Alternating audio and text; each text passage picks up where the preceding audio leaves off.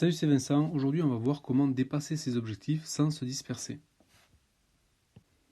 Alors pourquoi dépasser ses objectifs? Tout simplement parce que souvent on se contente de se dire qu'on va atteindre ses objectifs, mais en fait on va voir dans cette vidéo que c'est pas si compliqué que ça de dépasser ses objectifs, dans la mesure où le problème c'est qu'on se fait souvent distraire ou happer par les urgences, par tout un tas de choses qui viennent nous détourner du chemin de nos objectifs. Donc le problème c'est pas tant d'avoir un objectif, mais que d'avoir le moyen d'y arriver et d'avoir un système qui te permet de toujours rester sur le chemin pour y arriver, même au gré des différentes urgences etc. qui viennent perturber, pouvoir, on va dire, te distraire, c'est pas le bon terme, mais tu as compris l'idée.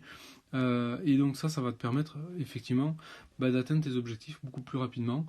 Donc c'est ce que j'aimerais partager avec toi aujourd'hui.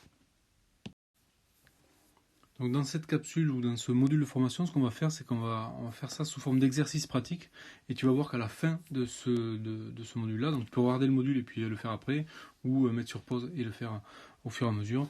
En gros, l'idée, c'est que tu vas commencer par identifier pour ton activité ou pour ce que tu veux faire 3 à 6 catégories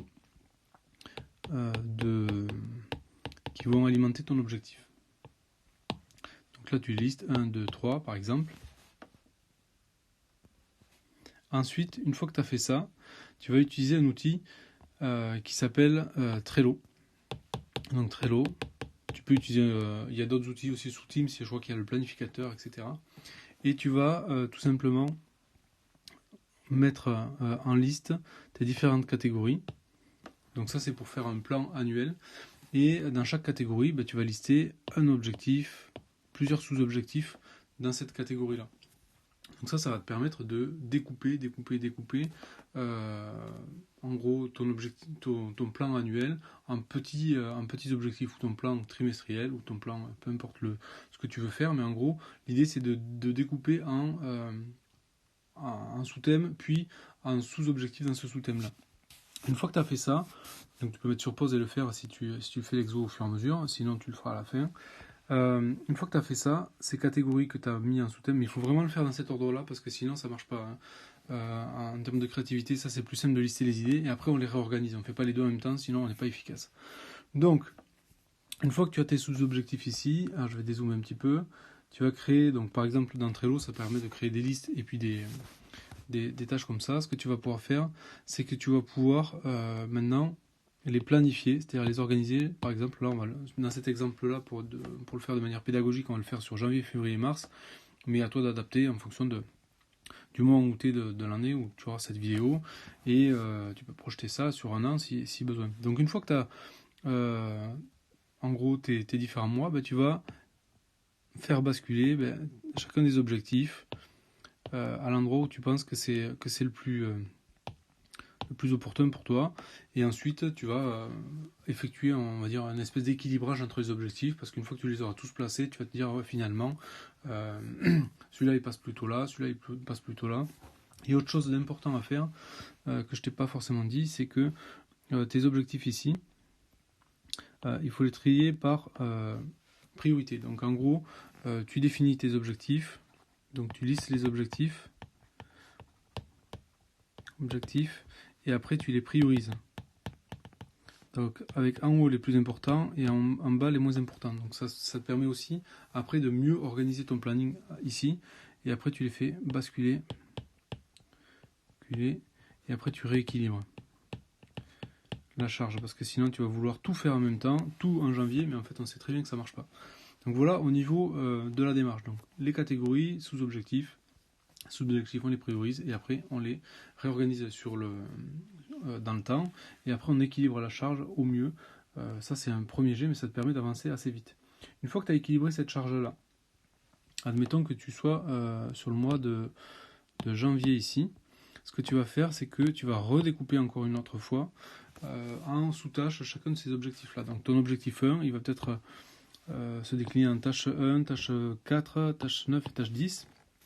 L'objectif 5, donc ça c'était l'objectif 1. L'objectif 5 ici, ça va être celle-là, parce que c'est la catégorie jaune. Et ensuite ici, c'est ces deux-là. Voilà. Donc une fois que tu as redécoupé en plus petites portions cette partie-là, ce que tu vas faire simplement, c'est que tu vas tout simplement... Désolé pour ça, il y a le chat qui est arrivé. Donc j'en étais à... Tu as découpé toutes les tâches de ton mois, et ce que tu vas faire ensuite, c'est que tu vas les mettre dans ce qu'on appelle un tableau de bord agile. Donc un tableau de bord agile qui est assez simple, ou ce qu'ils appellent un Kanban aussi. En gros, tu vas découper en trois listes qui sont la liste des choses à faire. Donc ça, tu vas le mettre là-dedans et tu vas les réorganiser par priorité. Ensuite, pour chaque tâche, chaque journée, ce que tu vas faire, c'est que tu vas basculer les tâches une par une dans ton encours. Et dès que tu as terminé, tu les fais basculer dans la liste terminée. Tout simplement. Et il y a une case un petit peu spéciale qui est celle-ci, qui est les tâches pour lesquelles tu attends une réponse de quelqu'un d'autre, ou que quelqu'un te fasse un retour. Donc ça te permet de les distinguer du reste et de pouvoir relancer aussi de manière régulière les éléments pour lesquels tu attends des réponses. Donc voilà, une fois que tu as tout ce board agile, si je résume, alors je vais peut-être pas pouvoir arriver à dézoomer complètement, mais en gros, tu as défini tes catégories, tu as défini tes sous-objectifs. Ces sous-objectifs, tu les as replanifiés. Une fois que tu les as planifiés, tu les redécoupes en objectifs à la semaine, et tu utilises un board agile de manière à jour le jour, les traiter. Et en faisant ça, tu vas te rendre compte que finalement, ça va devenir extrêmement fluide, et tu vas au jour le jour contribuer aux objectifs que tu t'es établi en début d'année. Voilà pour l'essentiel sur ce point-là. Du coup, avant que j'oublie, si tu as déjà appris des choses dans cette vidéo, n'hésite pas à mettre un pouce bleu, éventuellement à t'abonner, à cliquer sur la cloche, etc. Mais surtout à regarder dans le lien dans la description de cette vidéo, parce que je te donne la possibilité de t'inscrire à ma liste de contacts privés qui reçoit ce type de contenu, et puis bien d'autres choses et bien d'autres éléments exclusifs. Donc voilà pour ça. Pour la suite. Donc si je te donne ce qu'ils appellent le framework, ou la démarche à suivre concrètement pour appliquer ce système-là, en fait ce qui va se passer, c'est que chaque jour, tu vas passer 5 à 15 minutes par jour à ouvrir ton tableau agile, te poser 3 questions à chaque fois sur la liste des choses à faire. Donc en gros, qu'est-ce que tu as fait hier, qu'est-ce que tu as à faire aujourd'hui, et est-ce que tu as des blocages pour avancer sur ce que tu as à faire aujourd'hui, et auquel cas comment tu peux y remédier. Donc ça, c'est la question que tu te poses, les 3 questions que tu poses tous les jours. Et ensuite tu mets à jour le tableau de bord agile, parce que sinon ton système il va rapidement s'écrouler ou s'inonder bêtement. Donc voilà, c'est tout simple, il y a juste 3 choses à faire: l'ouvrir, se poser les questions de hier, aujourd'hui, et les éventuels blocages, et mettre à jour en fonction de ton tableau. Donc ça, c'est les 3 choses qu'il y a à faire chaque jour. Ensuite, chaque semaine, tu vas prendre un peu plus de recul et tu vas réouvrir ton tableau agile, te poser les 3 mêmes questions, mais au niveau de la semaine, c'est-à-dire qu'est-ce que tu as fait la semaine, la dernière semaine, qu'est-ce qu'il y a à faire la semaine prochaine, et est-ce qu'il y a des blocages. Ensuite, la même chose, tu mets à jour le tableau de bord agile, et tu recommences pour une semaine, et après tu réitères sur chaque jour. Voilà, c'est aussi simple que ça pour la partie jour et semaine. Ensuite, de la même manière, chaque mois, tu vas refaire une revue encore un peu plus poussée. Donc, tu vas ouvrir ton tableau agile, te poser les 3 mêmes questions, mais au niveau du mois. Donc, qu'est-ce que tu as fait le mois passé? Qu'est-ce qu'il y a à faire le mois prochain? Est-ce qu'il y a des blocages? Tu mets à jour ton tableau. Et par contre, là, il y a quelque chose qu'on va introduire ici, qui est de prendre un petit peu de recul sur la manière dont on fonctionne. C'est-à-dire que est-ce que ça nous correspond, ça ne nous correspond pas? Est-ce qu'il y a des choses à améliorer? Est-ce qu'il y a des choses qui vont pas? Et c'est à ce moment-là qu'on va réajuster la manière dont on fonctionne. Donc on peut, voilà, il y a tout un tas de possibilités pour réfléchir un petit peu à la manière dont on fonctionne. C'est-à-dire, c'est plutôt la partie méta, c'est-à-dire la partie je prends du recul sur la manière dont je fonctionne. Et tu ajustes pour le mois d'après, et ainsi de suite. Donc ça, c'est la partie rétrospective. Ensuite, pour finir, chaque année ou chaque trimestre, en fonction de la fréquence, tu refais la même chose que ce que tu fais au mois, mais au niveau de l'année, c'est aussi simple que ça. Et si tu fais ça vraiment, pour l'appliquer depuis 3 ans maintenant, tu seras extrêmement surpris de la facilité avec laquelle tu vas réussir et même dépasser les objectifs que tu t'es fixés en début d'année.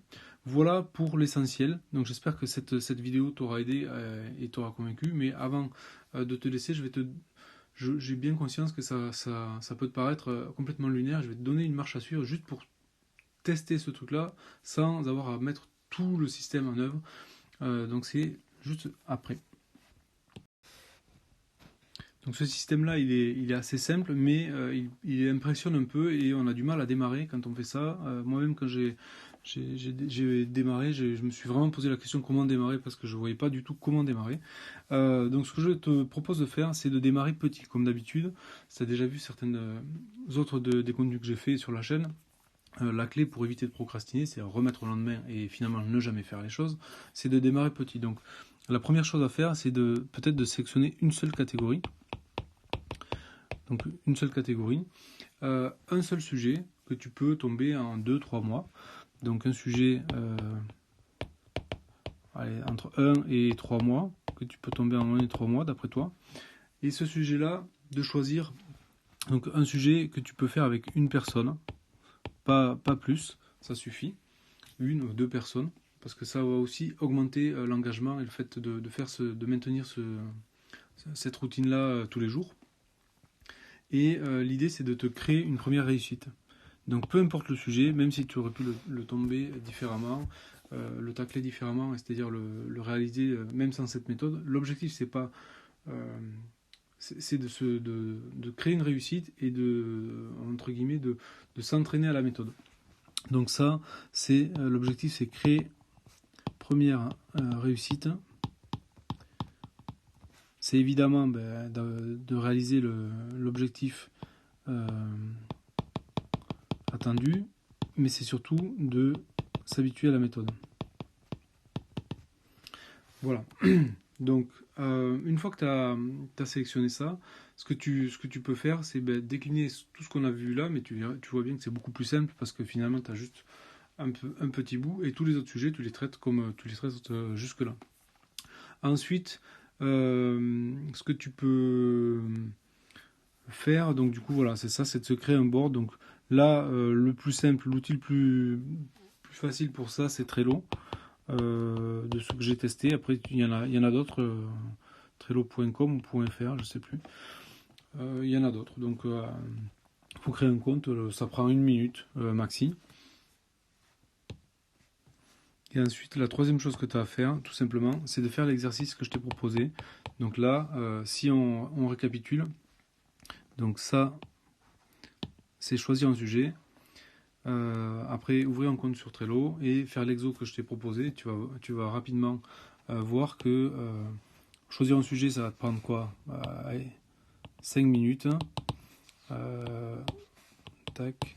Trello, en 5 minutes, tu as largement le temps d'ouvrir ton compte et même de commencer à regarder un petit peu comment ça fonctionne. Et l'exo, il va te prendre 10 minutes. Pour tout mettre en place et après simplement tu n'auras plus qu'à le faire. Donc je m'étais noté play sur ma petite note, mais à jouer à ça et à prendre ce jeu comme un défi. Donc c'est le défi que je te laisse à la fin de cette vidéo. J'espère que tu vas vraiment le faire parce que ça peut radicalement changer la manière dont tu gères les choses. Et puis, une fois que tu t'auras créé une première réussite, tu pourras rajouter un deuxième petit sujet, un deuxième, puis un troisième, puis un quatrième. Et puis à la fin, tu vas pouvoir gérer tous tes sujets sur l'année comme ça. Et ça va te permettre de dépasser complètement tes objectifs. Crois-moi, pour l'avoir fait, je suis extrêmement surpris du résultat. Donc ça, et tu peux le faire évidemment en équipe.